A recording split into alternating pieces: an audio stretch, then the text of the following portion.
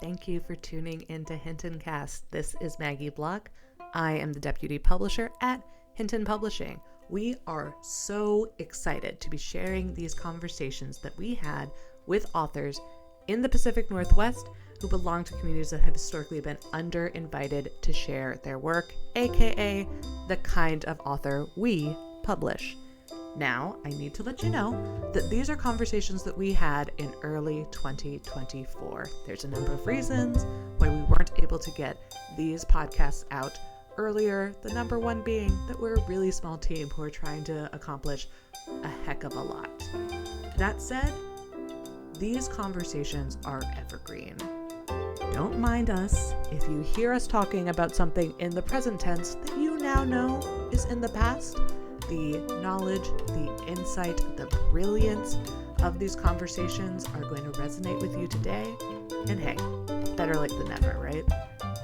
Without further ado, I'm going to pass the mic back in time to Marcus and myself. Thank you.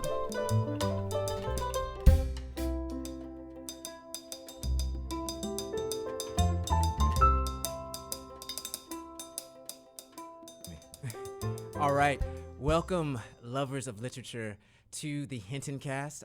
As always, I am Marcus Harrison Green, publisher of Hinton Publishing, and I am joined by the person who I believe truly rules the world, Maggie Block, our deputy publisher. Maggie, how are you today? I am good, Marcus. How are you? I am just fine and dandy, but I'm about to get better because I'm going to talk to one of my favorite authors. And I got to tell you, like, the book, What Strange Paradise, it was like Christmas in my mouth, right? And I'm an atheist, and so in I don't your even. Mouth? Yes, it was like just the palette of like, the wow, mouth this is feel. yes, Okay. exactly. I'm trying to do the senses. They say in writing, do all the senses. So I'm using the sense of taste in the sense that it was just an exquisite work. It made me laugh, cry, but most of all think. We are joined by Omar Akkad, who is an author and journalist. He was born in Egypt, grew up in Qatar, moved to Canada as a teenager, and now lives in the United States. The start of his journalism career coincided with the start of the war on terror, and over the following decade, he reported from Afghanistan, Guantanamo Bay, and many other locations around the world. His work earned a National Newspaper Award for Investigative Journalism and the Gough Penny Award for Young Journalist. His fiction and nonfiction writing has appeared in the New York Times, The Guardian, GQ, and many other newspapers and magazines. Omar, we are so fortunate to be joined by you today. How are you doing? I'm doing great. Thank you so much for having me. I appreciate it. Yeah, so let's get into it. I mean, we're going to be discussing what I feel is a masterwork of yours, your book that followed your first book called American War. We're talking today, though, about your second book, which is called What Strange Paradise. And I'm wondering, for our listeners who haven't had the privilege to read it, can you quickly describe it for us? Sure, yeah. What Strange Paradise, in my mind anyway, is a repurposed fairy tale. It's the story of Peter Pan reinterpreted as the tale of a contemporary child refugee. It opens on the scene of a migrant shipwreck off the coast of an unnamed Greek island. The sole survivor of that shipwreck is a young child named Amir. When Amir opens his eyes, he has no idea what's going on, but he sees these officials walking towards him, and he gets scared and he runs through the forest nearby, stumbles onto the house of a local girl from this island named Vanna. Vanna also has no idea what the hell's going on, but decides to give him shelter in that moment. And from that point, the book splits into alternating timelines. The before chapters tell you everything that led up to the moment of the shipwreck, and the after chapters tell you everything that happened from the moment Amir opens his eyes on the beach. And for me, it's very much a book about the privilege of instantaneous forgetting. I wrote it at a time when people in this part of the world seemed to temporarily care that there were all these human beings who were dying in the Mediterranean trying for a better life. And there was this intense moment of outrage. And then Trump said the next stupid thing he said, and everybody kind of moved on because there's only so much capacity for outrage. And so I was I was trying to write against that a little bit. I think if you pick up a book, by definition, you've agreed to sit with something for a while, to dwell. And so I wanted to dwell. And it's an odd book in the sense that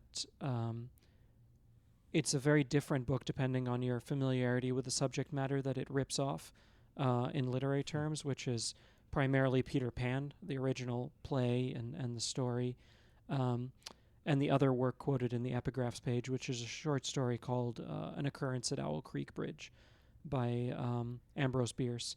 And depending on how familiar you are with those two works, it's a very different book. Yeah, well, you mentioned sort of how, the book is formatted. There's the before, after, and then there's a third one that I don't want to give away to the readers. But what went into making this, into presenting it in a non-linear fashion? Because when I was reading it, it had this sort of tug on me where, I go to the next chapter and it was a before, and I'd be like, gosh, I'm trying to, see what, what actually happened in the, I can't wait to see what actually happened, in next, in the particular time frame that the previous chapter was in. But then I get so engrossed by, by that current chapter where I'm like, oh my God, what was, it was obviously an intentional choice, but why did you decide to make it? So the book is fairly short. I think it's fewer than 60,000 words. It's a very compact book, but it went through 8 drafts, 8 front-to-back rewrites, and the only things that didn't change really were the opening paragraph and the closing paragraph. So I knew how this book was going to start, and I knew how it was going to end, and I had very little idea what the hell was going on in between. And up until about the midway point, so about draft 4 or 5, there was no before and after chapters. It was a straight narrative that started on the island, continued through what eventually became the after chapters, became the island chapters, with a ton of flashbacks, because I would hit these moments where I would think, oh, the reader's going to have no idea what the hell I'm talking about unless I reference some bit of backstory. And the problem with that is that it killed the pacing. I would use that 3-star construction that lazy writers do, where it's just like, I need to break away from the narrative for a second here. Let's just enter. Okay, here we go,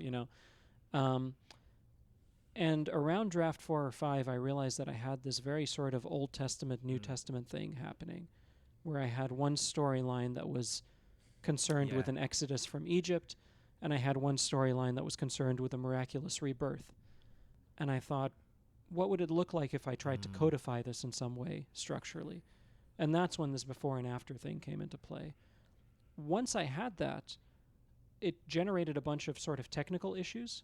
You can't have alternating before and after chapters and have 17 before chapters and 23 after chapters, right? It's just functionally you need it to work a different way. But it solved a lot of narrative challenges, because one of the things I was trying to do, and I'm not going to lie, this is a very manipulative novel. It spends a lot of time laying a carpet underneath the reader's feet and then pulling it out, sort of thing. But one of the things I was trying to do was test a particular kind of reader, particularly a Western reader, test their tolerance for a kind of oblivious hopefulness in the face of all reality. This notion of hopefulness as epilogue. No matter how much we screw things up, things are going to work out in the end, because that's how stories have been told to me ever since I remember hearing stories, so that's how it has to be. Whereas I'm much more of a fan of hopefulness as prologue. It's a starting point to actually do something. So the reason it's constructed the way it is because I'm trying to push how much the reader can tolerate evidence contrary to their natural expectation of everything working out. Yeah, with that being said, you have these various characters, but you have, I'll say, a colonel who sort of represents what I felt was sort of the cynic in life, in the sense of he's sort of he's been wounded, by life. He's been, figuratively and literally, and he's kind of in many ways sort of given up and accepted, the world as it is, if you will. And then you have your two protagonists, and one in Amir, who was really on this journey through throughout the book. And there is sort of this sense of, I'll say, sort of a sense of hope that he is trying to get back home and get back to a place that he knows. Can you talk a little bit about sort of setting it up in that contrast of sort of the grizzled person in the colonel, who basically is like, his whole motivation is sort of just to continue things as they are in the status quo, and Amir, who, at least in my eyes, certainly represented a level of hope beyond what was just presented to him. Yeah, I mean, I often go back to this one interview that has stuck in my head ever since I read it, and it was an interview with James Baldwin when he was living in Paris, those years that he was living in Paris. And the interviewer was obsessed with this idea of what an amazing literary adventure Baldwin was on. He was following in the footsteps of Hemingway, and Baldwin trying to explain, no, I needed to get the hell out of America. Like, they were going to kill me. I was too angry to exist in the skin that I had in that country. They would. And Baldwin has always been sort of my North Star in terms of writers who could take a deep level of anger and are in possession of that kind of alchemy where they can turn it into something profound on the page. I write about things that make me angry, and I don't have that talent. You can see the scorch marks. You can see the places where the heat got away from me, where I couldn't turn it into anything profound. But what tends to upset me is very rarely individual wrongdoing so much as systemic wrongdoing. I mean, I moved to this part of the world when I was 16. I moved to Canada. I didn't move to the U.S. until I was in my early 30s. And it's such an individualized view of everything. Almost every vector, every societal vector is tailored away from the communal good and towards the individual good. And because I'm trying to write about the systems that allow us to do this in the first place, those are abstract things. There's a reason most of us can't really name the CEO of any of the big gun companies. They're protected by a system. Stories, I think, have a really hard time depicting systems, and so I try to do it through characters, obviously. And to me, Colonel Kethros, the so-called, bad guy of the novel, Right. is someone who has had a really diseased relationship with systems. He was told to go be a peacekeeper. He wasn't able to keep the peace. He's now told that he has to save civilization and save the civilized world. But the practical impact of that is that he's running around chasing a child around an island, which is an absurd situation to be in. And all the ways in which this diseased relationships with systems have affected him have resulted in the kind of person he is. Whereas Amir and Vanna are children, and I think of childhood as that moment before that diseased relationship begins. I think of it as one of possibly the only really honest interaction we have with the world before all the lies we have to tell ourselves just to get through the day kick in. And so to me, a lot of the book and a lot of my writing in general is about the collision of individual honesty, which I think of as being ever present in childhood. That's why I write a lot of children, against the fundamental fraudulence of systems, which in this case is represented by this colonel. Now, do I do any of that well? That's an entirely different story, and a lot of my critics will tell you absolutely not. But that's what I'm drawn to just as a function of how I think about the world. That actually brings us perfectly to one of our questions. You've obviously already addressed this, but I would love it if you would go a little deeper about what inspired you to tell the story from the viewpoint of young children, and how did it shape your exploration of the novel's themes? Yeah, so in the case of What Strange Paradise, there were certain practical reasons. Obviously, when you're using Peter Pan as your sort of reference text, that's going to draw you in that direction regardless. But also, the book, essentially, the degree of difficulty of that kind of story just far outstrips my talent and ability to tell it, because you have children. Children don't have jobs, they don't have cars, they don't have much agency in the world. And a lot of what drives a basic narrative is agency, right? This person did that, the noun-verb sentence. Sally jumped, Jim ran, whatever. The more limited a character's agency, the fewer noun-verb sentences you have, just on a very basic sort of craft level. So there's that. But also these two children don't speak each other's languages. And so a lot of what you're seeing in that book where they're trying to interact is drawn from my childhood in a place called Qatar, which is this little peninsula sticking out of Saudi Arabia. One of the things about Qatar is that besides being maybe the richest place on earth, they have these massive oil and natural gas deposits. It's 90% non-Qatari. 90% of the population has come from somewhere else to cash in on that money, my family included. And so when you're a kid and you're at the beach or you're at a playground, you see another kid and the natural instinct to make friends kicks in. You sort of assume off the bat that you both don't speak each other's languages. And so there's a lot of hand gestures and pointing at a swing set to make it clear you want to go play there, that sort of thing. So I stole a lot of that and used it in the book in terms of the interaction between the children. But mostly I think of it as a function of trying to tell as honest a story as possible about something fundamentally fraudulent.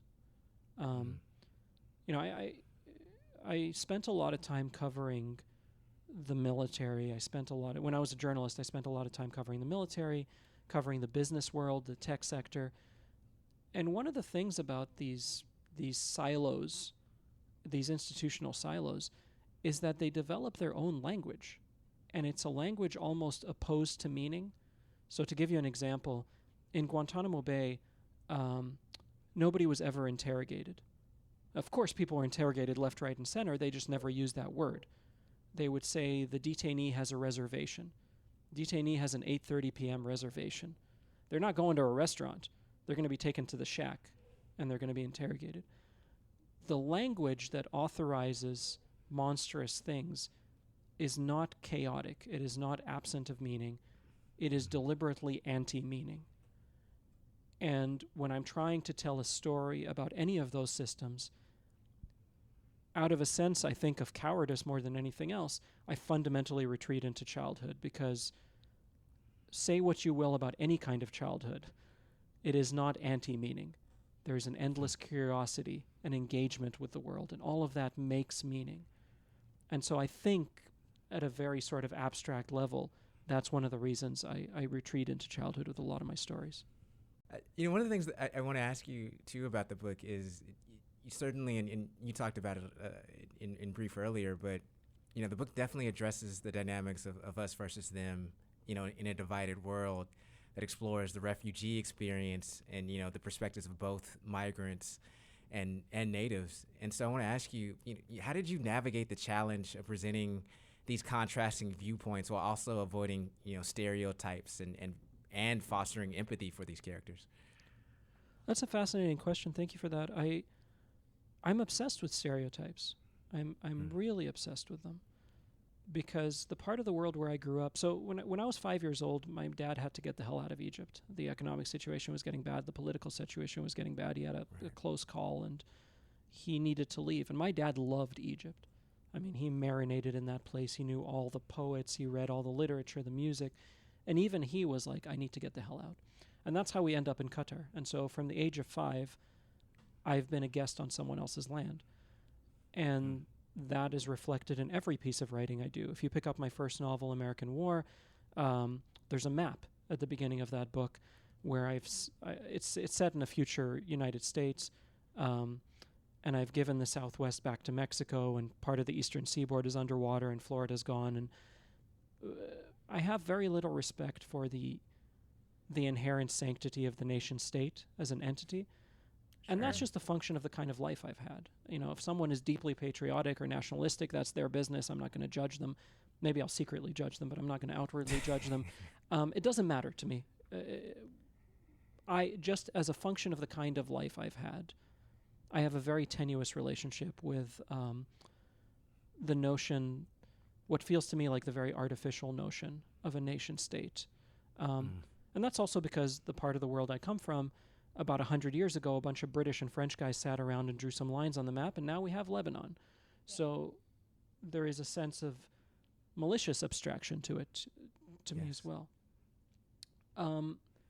But in a place like Qatar, for example, you see firsthand, within the context of the nation state and within the context of a deeply bordered world, a linguistic enterprise that makes something very, very solid and very consequential of the notion of how you classify human beings. So what I mean by that is you start at one end of the spectrum and you have illegals, you have aliens, you have illegal aliens, and then you start to work your way to the middle of the spectrum, and it's economic migrants, right? Almost every white person in Qatar, pretty well every white Westerner in Qatar, was an economic migrant. None of them got called that. Like, they fit the definition. They didn't move to Qatar for the weather. It's 120 degrees in the summer. They were not coming there for any reason other than the money. But they were never to be called economic migrants, right? You move further down the spectrum, you get regular migrants. And then you get, at the very privileged end of the spectrum, expats, the people who are doing the country a favor by being there, right? And I'm obsessed with this, and it's nothing but stereotypes. It's nothing but this incredibly prejudiced categorization of the world. The people who built Qatar, I mean, quite literally built it, were what's called third country laborers, people from Philippines, Pakistan, India, Sri Lanka, Nepal, who built all of these skyscrapers. The entire infrastructure had no rights whatsoever. Many, many by the thousands died doing this. And were afforded zero rights. And so you think about the reality versus the terminology, or the reality versus the hierarchy, and there's a chasm between those two things. The people who built the country have essentially reaped none of the fruits, which sounds like that's a Qatar thing. That's very true of the part of the world we live in right now, right? Like, that's, I could have told that exact same story and changed the nationalities and the ethnicities and the race of the people on either side of that equation, and it would have been the same story. Yeah. And so I was thinking a lot about that when I was putting this book together, because I think it is a very common trait after the fact to be horrified by this sort of thing. I mean, meet any progressive person in this country and they will tell you how, if it was them back then when all this terrible stuff was happening, they would have opposed it. Right. It happens right now. And one day, everybody will have always been against it, right? So this notion of the idea that wrongdoing doesn't happen in a vacuum. It's not a temporary moral oversight and everybody will learn from their mistakes. People benefit greatly from this wrongdoing, and they're benefiting right now. And once that's done, then we'll all come to our moral senses and talk about how awful it was. I talk about writing angry. That was one of the things that made me angriest, and so is infused in almost every part of this book. Yes. Well, I want to ask, how do you have the discipline to not have selective empathy with some of your characters? And I bring up the Colonel again, because there are some things he does in this book, again, not trying to give any spoilers away, that are very despicable, and yet there's a moment in the book where he's giving you're given a glimpse of heroism, if you will, in him saving someone. And so, and how did you get to the point where you're not just making him some mustache twirling villain, but you actually give him a level of humanity that we're able to glimpse? And why was that important too? I think for a number of reasons. One is that I don't steal entire people, but I steal slivers of people. And Colonel Kethros in particular is made up of slivers of a lot of the men that I grew up around. The first people who taught me anything about what it means to be a man in the world. And a lot of those things I now vehemently disagree with, or at best am sort of ambivalent to. You would get a lot of surface level stuff about a firm handshake and sitting up straight and looking people in the eyes. And it didn't seem to be tethered in any way to any fundamental principle of decency or humanity. It was kind of a cheat code for a particular way of appearing in the world rather than a way of being in the world. what that means is that, again, I'm deeply upset at having internalized so much of this early on, as children do, but also that it's impossible for me to present it through the lens of cartoonish evil, because these were real people that I grew up with. And there are some people that I love dearly still, and there are some people that I love dearly and have since broken off all relationship with, and that's obviously a function of personal dynamics and where people hit certain ceilings for me and so on and so forth. But they're human beings, right? So that's one part of it. The other part of it is that, particularly in this part of the world, I think there's a hierarchy of representation of anyone who doesn't fit in the traditional canon.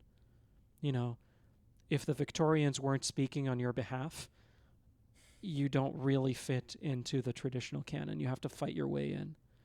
Yeah. And most of the time you might be fighting, but you are being represented by somebody else. And at the very bottom of that hierarchy is no representation. You just don't exist. Right. But then one step above is cartoonish evil. And then you move a few steps up and it's cartoonish good, because somebody feels guilty about that cartoonish evil representation and is now going to make up for it individually on a personal level by writing characters of that ethnicity, that race, that demographic that are just pure as the driven snow. And they're going to individually make up for all the wrongdoing that came up. And I find that to be a really sort of oblivious mode of crafting characters who are supposed to be human. And I try not to do that. I am fascinated by what makes people broken and what they do once they're broken. And I can't in good conscience do the thing that will result in fewer bad Goodreads reviews where I specifically tell you, and this guy is bad. Just so you know, author coming in here, just 1 second, let me just make this super clear, and then we can move on. It's one of my least favorite things. I understand the impulse behind it, I think, but I'm not particularly interested in doing it. We got to get you in the writer's room of some of these big studios because, my God. Buddy, I have stories. My very brief interactions with that world, Jesus Christ. Anyway, sorry, that might be for another day. There's something really connected to the two things that you were just talking about, of your obsession with stereotypes and also who gets pushed into that category of a stereotype and who doesn't, and also the way that you're expected to present, even though that has nothing really to do with being a good or a moral person. Do you feel like your literary work is trying to, in some ways, address and push back against, European constructions of politeness and of value, to try and recontextualize, a tight handshake as what it really is, which is a way to know the rules so that people will let you in. Thank you for letting me do that long tangent of a question. No, I'm glad it was a long tangent of a question, because I've thought about this a lot and I still don't have a very satisfactory answer. I think that what I'm trying to do, if I'm being honest, is to be some future generation's Victorians. So one of the reasons that I think Hemingway could go around talking about this notion of the iceberg principle, where you keep everything to yourself and you only show this tiny amount, but there's so much under the water. Well, you know what? A few decades earlier, it wasn't under the water. There were really purple Victorians yelling it out so that you had the privilege of not having to say. I always go back to this line. I repeat it all the time in my craft talks. It's from a poem by Marwa Hilal. And it's something like, they will say show, don't tell, but that assumes most people can see. And this is sort of, I think, the crux of it, right? Is this notion of it being so much easier to withhold when someone else did the heavy lifting on your behalf. And that's what I mean by fitting into the canon. Hemingway calls his book The Sun Also Rises, and is not particularly afraid of nobody getting the reference, because the Bible is not an obscure text, right? I go back to a very, very silly example from What Strange Paradise. Early on in the book, there's a nightclub on the island. It's playing the same rap song over and over again. It's pissing Vanna off. I never explain exactly what that song is, but if you read between the lines, it's Big Pimpin' by Jay-Z. Fast forward to the other end of the book, the boat full of Arab migrants mostly Arab migrants, is headed towards the island, and somebody says, listen, our people are nearby. They're playing our music. That reference makes absolutely no sense unless you know that Big Pimpin' by Jay-Z samples a mid-20th century Egyptian pop song called Khosara Khosara. The number of people whose cultural knowledge base overlaps Jay-Z's back catalog and mid-20th century Egyptian pop is like me and two other people, right? So...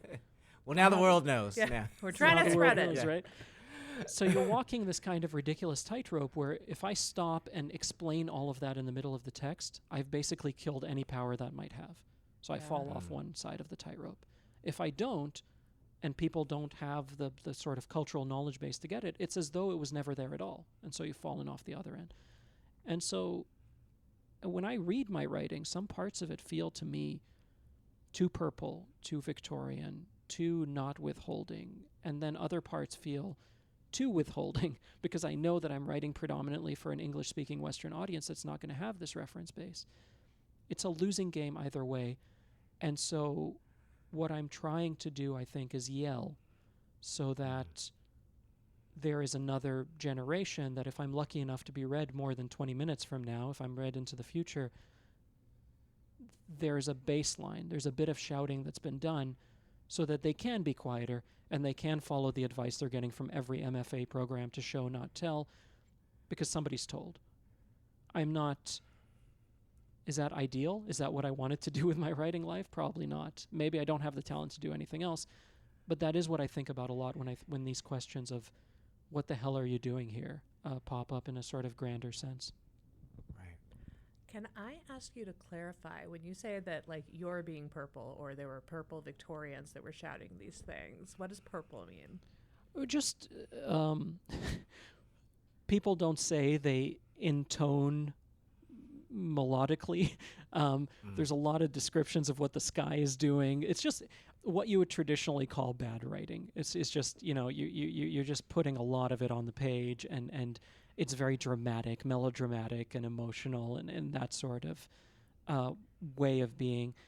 And I try not to do that, but sometimes I really do that. And it's a very valid criticism of the writing. But part of it is also like, I need you to understand what it was like growing up in a place where there was an implicit hierarchy of race built into the laws, for example. And I don't know yet how to do that in the same way that this very well-established American writer can subtly tell you about the ennui of a failing marriage. That's a limitation of my talent, but it's also a limitation of my source material.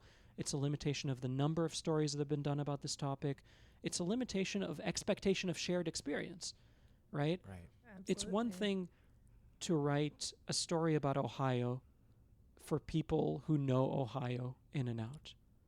It's another thing to say, hey, you're going to get a similar experience if you were born in Egypt, but then left at 5 to go to Qatar and then lived in Canada for a few years and then moved to Portland. If you have that, boy, you won't believe how deep this story is. Right. So it's just a natural limitation of experience, but also talent as well, and capacity for rendering things quietly, which I often fail to do. Is purple a reference to anything, or is that like language that you've made up? I think it's an actual term. I think when people talk about purple writing, it's like, when Taylor Swift describes what like the weather's doing at any moment, or like something, like it works better in music, I think. But it is, I'm pretty sure it's a reference to when you spend a lot of time telling me about a meadow and how green the grass was, and that kind of thing. I might be wrong, but I think that's what it is. Cool, thank you. Yeah, I thought it was a mixture of Democrats and Republicans or something. The red and the blue coming Obama's together. America. Right there. Yeah. Well, I do want to ask you about a passage in the book that I think you're being very explicit in. It's a line where it's actually an exchange between two passengers on the Calypso. And it goes like this. The person says, one of the characters at first starts off and says, they're talking about a description of America, and I think it pretty much sums up America, at least in its current iteration as we find it right now. And it starts by saying, first, everyone there is racist, meaning America, especially the ones who tell you they're not. Second, they're terrified of sex. And third, no matter the crime, they'll always find themselves innocent. The other character responds and says, which America? There's lots of countries inside that country. And the other character responds and says, the America that gets to decide what to do with people like us. In reading that exchange, I was just thinking about how much truth there was in that, in that exchange between those two characters, and yet it didn't feel preachy or pedantic at all. And so I'm wondering, like, how do you go about inserting, certain observations, in your work that are pretty potent, I'd say, without again, sounding sort of overly preachy or kind of being like, I know it's been criticized, but America Fiera's monologue in Barbie, where some people are like, thank you, I knew about it, I already knew about that. Like, how did you go about how do you go about inserting encoding, I should say, certain messages in your work without it with it being sort of seamlessly woven into the narrative? Yeah, so to me that's a pretty prime example of what I was talking about, right? Is this notion of trying to get at something and having no real expectation that the vast majority of your readers are going to have lived through that particular flavor of it. But then also having an expectation that some of them will have lived through some flavor of that. So, it's utterly meaningless for me to come to this part of the world and pretend like there's not millions of people here who haven't experienced some flavor of the kind of injustice that I'm talking about, a distinct flavor of here. So that sort of shapes my thinking around it. To me, the book takes place at the collision point of two fantasies. One fantasy originates in the West and is pointed to the part of the world I grew up in and says, all those people over there are barbarians at the gate, and we have to stop them by any means necessary, even if we wreck our own society and our own morality in the process. But then there's the fantasy pointed in the other direction that certainly many of my family members, my loved ones, a lot of people I know believed in fully, which was, if I can just make it over there, everything will be okay. And exploring the fracture points of those two fantasies is of never-ending interest to me, because you come to this part of the world and some things are okay. I can write books and, so far at least, not have to worry about the secret police coming to my house and then nobody hearing from me ever again. Is that permanent and non-changeable? No, not at all. And who the hell knows? And certainly the next book I'm working on right now is going to test that. But you come here from a place like the Arab world, and one of the things I've had to sort of contend with is preemptively preparing to respond to whatever version of me the person I'm talking to has latched onto first. So if the first thing they hear about me is my name, there's a particular person they think they're dealing with. If the first thing they know about me is that I'm Muslim, there's a particular person they think they're dealing with. If the first thing they hear is my accent, that's an entirely different person. If the first thing they've consumed is the book, that's an entirely... And so you're dealing with a prism of variables that have nothing really to do with who you are, so much as who you're perceived to be. And because I'm having to think about that constantly, and I'm expending a lot of sort of emotional and psychological effort behaving in a world where I know that to be true, it ends up being a huge part of the writing. And that's basically what these folks are talking about, is this idea of, you think you're going there and you're going to be left alone. And maybe there's some truth to that. But you have no idea how many yous are waiting for you over there. And you need to prepare for that. It was a clumsy way of sort of getting at it, but it's something that is in almost every piece of writing I do. Yeah, I was gonna say maybe it's just because of our recent news cycle, but the line about even if they've committed a crime, they believe that they're innocent. It definitely stood out for me for a variety of reasons. So Yeah, yeah. It's I- everyone in hindsight is brave, and everyone in hindsight knows right from wrong. The problem is the present. yes. Yeah. So I am kind of obsessed with what you were talking about of like Western stories, hope is epilogue, and trying to create a story where hope is the prologue. Um, I can map it on like one of my biggest pet peeves as someone who deals with mental illness is the vast majority of YA books about mental illness are like you watch this person struggle for the entire book and then you get to the end and it's like and I'm getting help and that's it and it's like well I think that a much more useful book to a young audience would be like a book about someone who is in therapy and a person who's working on like finding the right medication and finding the right like coping mechanisms. And I'm curious about how does using hope as prologue, how does that power your book in a different way? And do you think that in your books does the hope continue, like does it just keep going on up, or does like using hope as prologue, does that mean that at the end we don't have hope? Yeah, it's funny you should bring that up. One of my closest friends, Anna Mailer Piperni, she's a journalist up in Canada. She wrote a book a few years ago, which is one of my favorite books of the last few years. It's actually sitting right here. It's called Hello, I Want to Die, Please Fix Me. And it's about her struggle with depression. And so it's part journalism about the many failings of the mental health care system, and part of it is first person. Like, here's what happens when you're involuntarily committed after trying to kill yourself. And one of the reasons I think I like that book so much, besides just the raw honesty of it, is that it is completely uninterested in traditional story structures. The ambiguity of life is in there. The absence of clean finish lines is in there. And I think one of the reasons I spend a lot of time thinking about this, particularly in the context of Western stories, is because there are certain story forms that are so well developed. Chief among them, the comedy, the traditional comedy, which is a U shape. And I'm not just talking about like the ha-ha comedy, I'm talking about the divine comedy. The vast majority of stories in the Bible take a comedic shape. Things were good and then people lost faith in the Lord, and then the plague came and things were awful, but then they regained their faith and things got better again. Right, that's a very well-formed shape. And it works for everything from biblical stories to modern romantic comedies, right? But because it's well-developed, you are following certain beats, certain narrative beats. And I'm not particularly interested in that. I'm not particularly interested in the opposite either. I'm not actively trying to bum everybody out every time I write a story. What I'm trying to do is contend with the perception of what an ending is.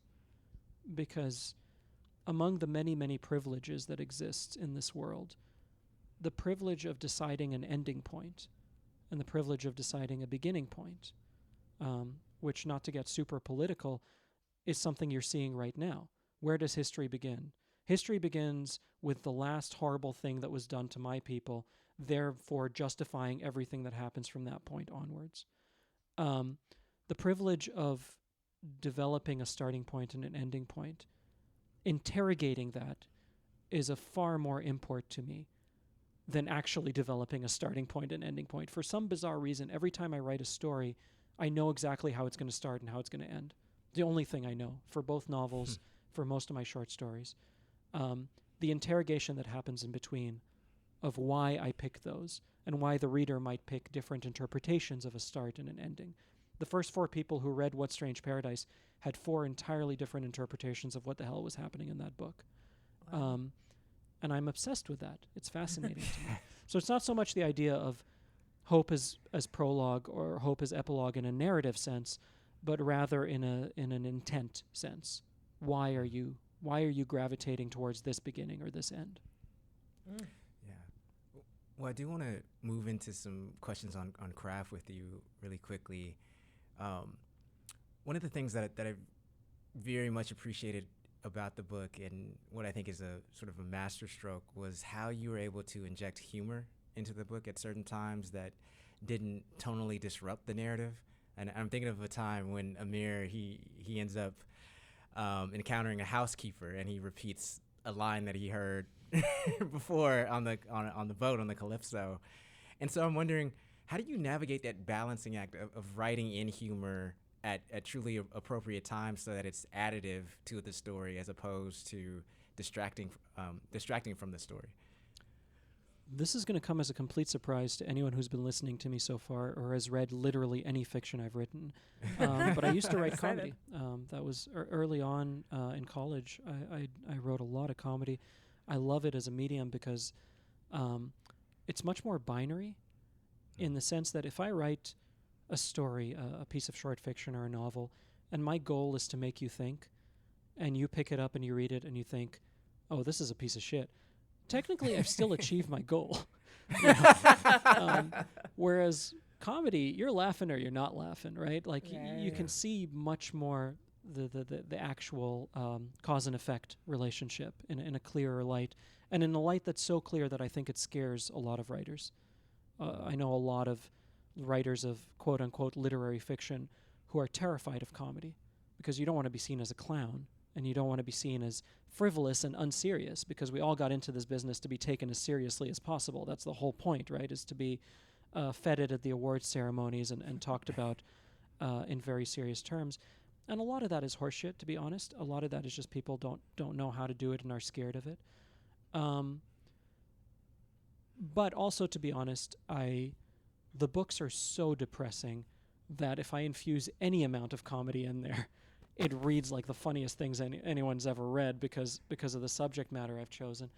I did an event once, the very first event I ever did as a published author, the day my first novel came out, and I was super nervous. And I started by trying to tell these jokes, and it was just crickets. Like, just you could see the tumbleweeds going across the room. And afterwards, I went to the organizer, and I was like, was it really that bad? And she was like, no, they assumed you'd be just as depressing as your books are, and so they were thrown off a little bit. I think it's necessary. I think it's necessary both because it brings me an element of joy, and since I spend most of my time alone in a room, I feel like I've earned the right to do something every once in a while that brings me joy. But also I think it's important because unbridled joy, particularly in the form of laughter, in the form of humor, in the form of something uproarious happening, is to me a fundamental form of resistance. Particularly the part of the world I come from. And again, like you're talking to me at a moment where we started this by you asking me very sort of casually, how you doing? And I instinctively said, I'm great. I'm not great. I'm doing horribly right now. I'm watching a people be wiped off the face of the earth, and I'm watching my tax dollars pay for it. And I am cognizant of the notion that, and I'm sure there's many, many different people from many different demographics who could say the same, there are certain expectations of what a person who looks like me and shares my name or my ethnicity or my religion is to be in the world. And usually it's to suffer or to somehow overcome suffering or to help Jack Bauer catch the terrorist, whatever it is, to have my fruit and vegetable stand destroyed in a Matt Damon car chase, whatever, right? The expectation that I might crack a joke or that something funny might happen here. I mean, Egyptians are some of the most persecuted people in the world. We've had shitty governments for longer than I've been alive, and one of the main defense mechanisms is sarcasm. You can be sarcastic and you can get away with it. So it's not just that I enjoy it and that I enjoy making people laugh. There's also an element of opposition to the very small number of things that I am allowed to be in this part of the world. So that's one of the reasons for it. Thinking about what you just said about, we live in unprecedented times, or like probably all times seem unprecedented. Like, you're a man alone in the room working on your words for your story. How do you keep yourself motivated? What kind of ritual or practice have you integrated into your life? And also, like, just how do you keep, what is the importance of being a storyteller in these times where we're seeing egregious human rights violations on a massive scale happen. I think to answer the second part of your question first, Sure. the most basic and weirdly enough simultaneously necessary and pathetic purpose is to bear witness. Which I hate to say, because even though I don't think any writer should have an obligation to change the world, there is always a part of you that wants to. Yeah. Absolutely. And to realize that you almost certainly won't is a very depressing thing. But to know as well that there is a basic floor that is still a very dignified floor of bearing witness is very, very important to me, because there's times where I sit here and I don't want to put a word on paper. I don't want to talk to anybody. I don't want to do anything. And I have to remember that there is at least that basic function of storytelling, to bear witness, to say this is how it was. So that's one aspect of it. The other, I think, is to oppose what I talked about earlier, which is the language of anti-meaning, right? Advertising language, public relations language, the language of institutional violence that says there's no such thing as, oops, we bombed a wedding party by mistake. There's collateral damage, Right. things like that. So I think opposition plays a role in terms of the answers that come to mind when I think, why the hell am I doing this and what the hell am I doing? Now, there's a lot of writers that are probably rolling their eyes at what I'm saying, because they think of art and beauty and the relationship between the two, and they think of this very political answer I'm giving as somehow sullying the art and the relationship with beauty. And in fact, this is one of the things that I'm writing about right now. I understand that impulse. I just want to take it one step further.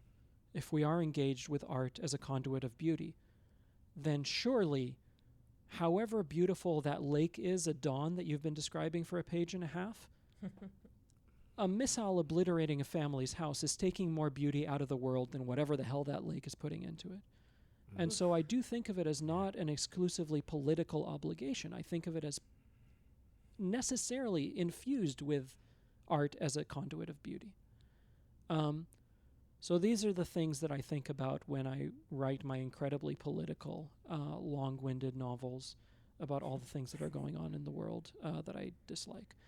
To answer the second part of your question, the motivation at the beginning is very easy, and at the end is very easy. At the beginning, it's the honeymoon, and everything's novel, and the novel could be anything, and it's fantastic.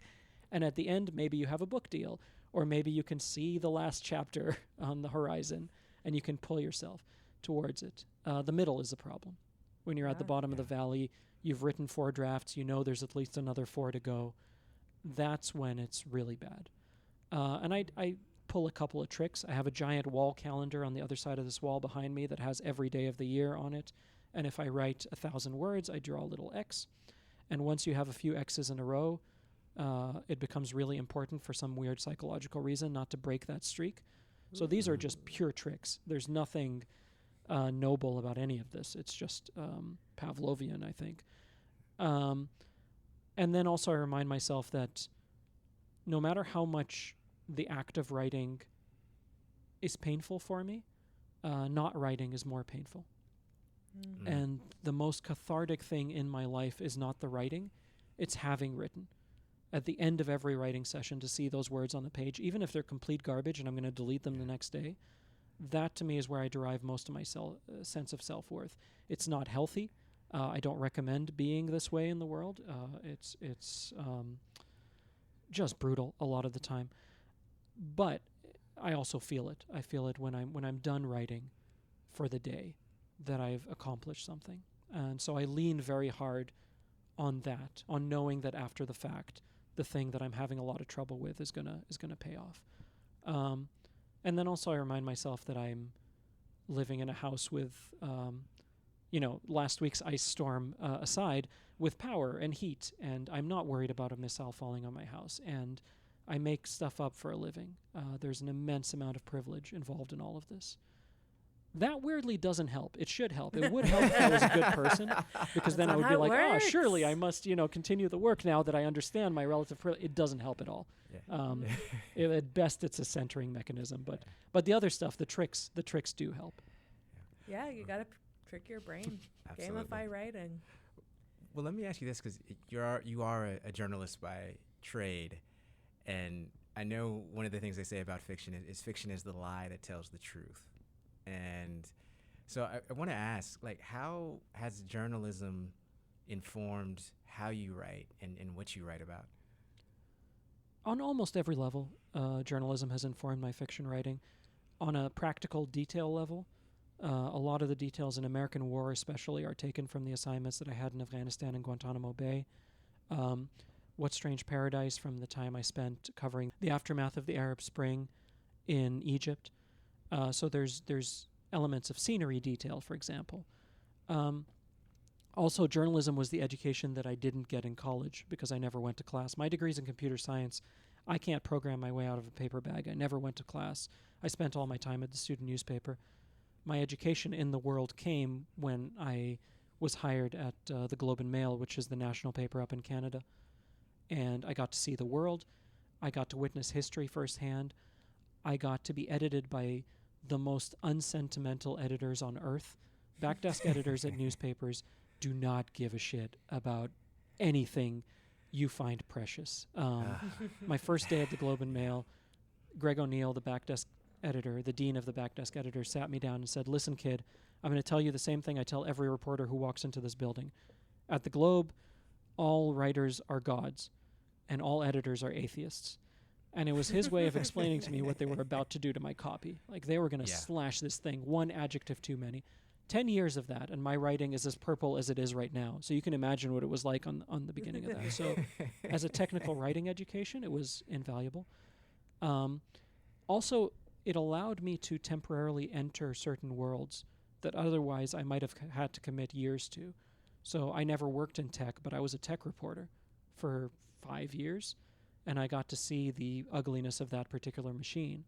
I was a reporter on Parliament Hill. I got to see politics up close. So I got to temporarily enter little silos of the world, which is basically what you do when you write fiction, right? You temporarily enter some silo of the world. Yeah. So it has informed it in every respect. And it's also a really good antagonistic muscle. So I do a lot of rock climbing. It's the only exercise I do, which means I do a lot of pulling, which means my upper back muscles are very well developed. I can barely do a push-up. Journalism to me feels like the antagonistic muscle, working the antagonistic muscle of writing, because it's by necessity about answers. If you don't have answers to who, what, where, when, how, you don't have a piece of journalism. Fiction is where I go to sit with questions, and I have absolutely no answers at the end. I've just sat with the questions for a while.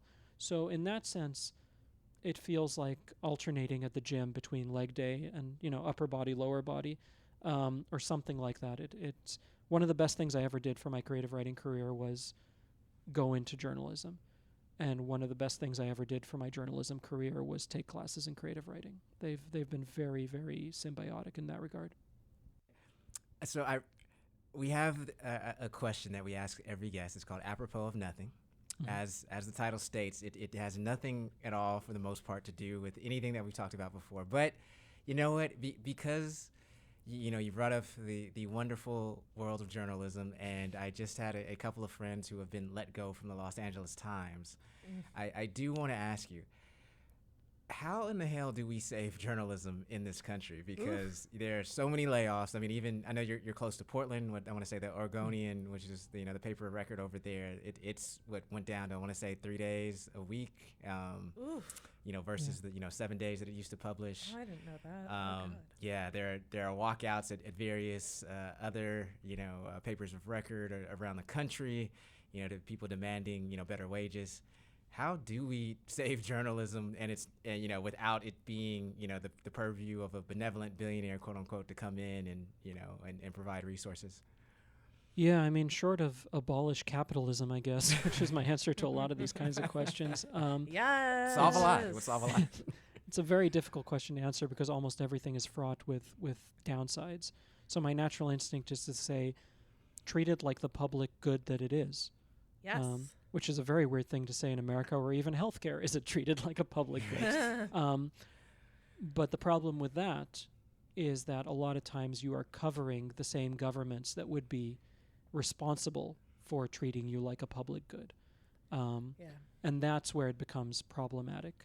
In every other respect, I would quite happily have my tax money pay for journalism.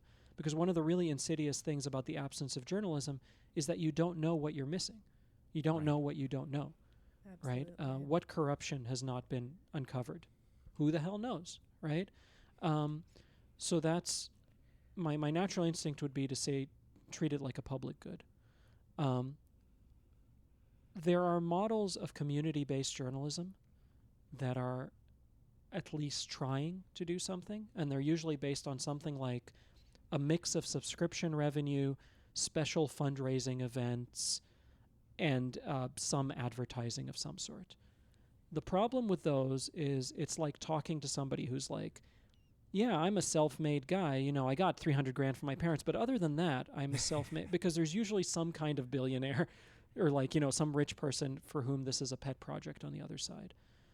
Mostly, I think we have to pay for this stuff. You know, I've been paying for a stupid Spotify account for years.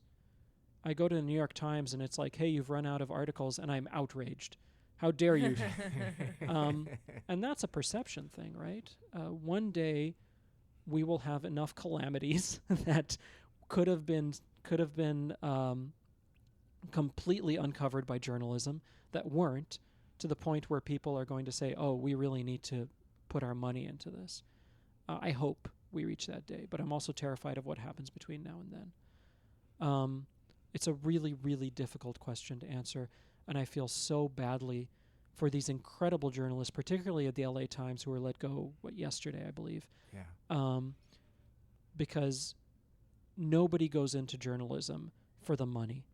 Nobody goes into journalism because they're going to make millions of dollars and be rich and famous.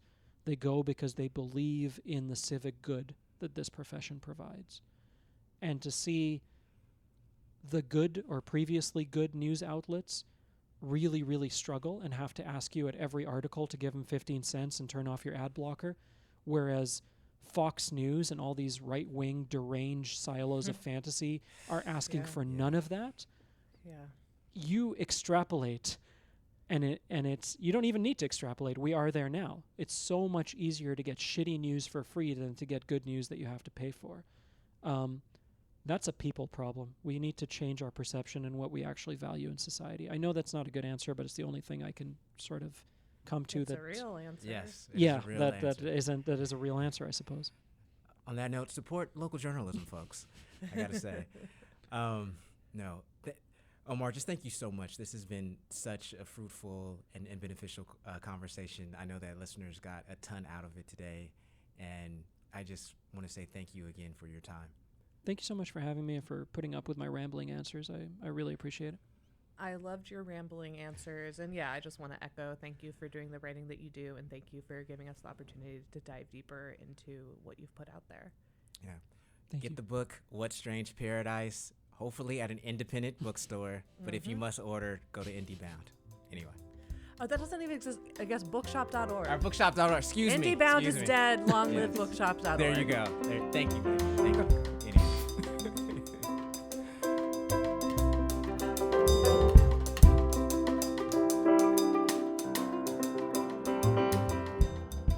Thank you so much for listening to Hinton Cast. This is all made possible by Hinton Publishing. If you would like to support the work that we do, please consider becoming a monthly supporter. If you go to hintonpublishing.com/support-hinton, you will see the many different tiers of support that you can sign up for. And no matter what your budget is, you can choose something that you will not miss at the end of the month. We want to thank Ben Hunter for this beautiful intro and outro music that we use. We want to thank Michael B. Main for recording the gorgeous audio of our conversation today. And we want to thank you for joining us. We look forward to seeing you again at our next episode.